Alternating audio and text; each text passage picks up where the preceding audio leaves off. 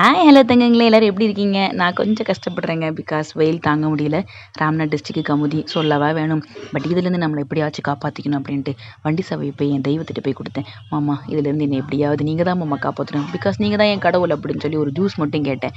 பரவாயில்ல, ஐஸ் வச்சது நல்லாவே வேலை செய்யுது. ஓகே பாப்பா, வண்டியில் ஏறு பாப்பா அப்படின்னாங்க. இந்த ஐஸ் வச்சு நம்ம நிறைய கறந்துக்கலாம் என் மாமா கிட்ட அப்படின்னு நினச்சிக்கிட்டே நாங்கள் போய் பேசிக்கிட்டே போய் நின்று கடை கமுதி முத்துமாரியம்மன் கோயில் ஆப்போசிட்டில் இருக்கிற இந்த தம்பியோட கடை.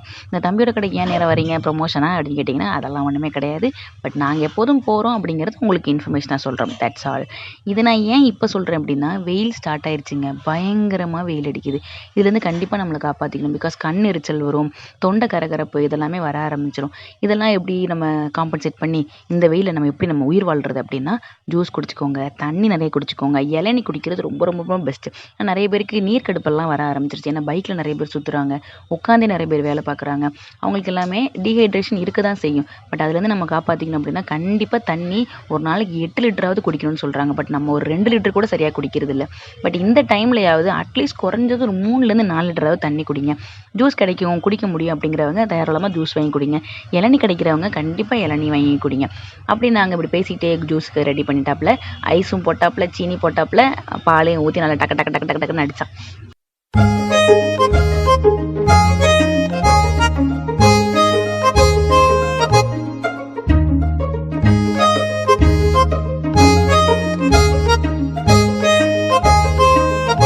நான் எப்போதுமே ரோஸ் மில்க் தான் இங்கே குடிப்பேன். இன்றைக்கி தான் கொஞ்சம் ஃப்ரெஷ்ஷாக குடிக்கலாமேன்னு நான் அந்த கிர்னி பழம் ஜூஸ் குடித்தேன். மாமா அதுக்கு ஆப்போசிட்டாக ரோஸ் மில்க் வேணும்னு சொல்லிட்டு ரோஸ் மில்க் குடித்தாங்க.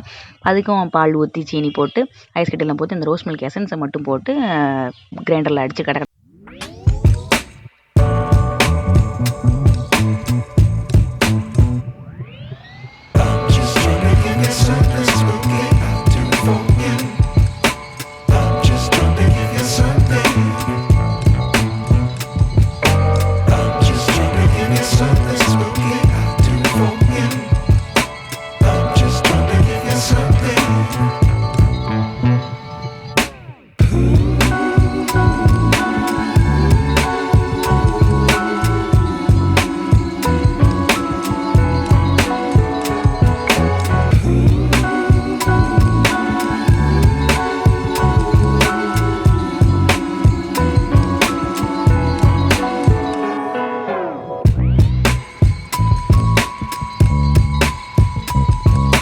உங்களை பார்க்குறேன். பாய்.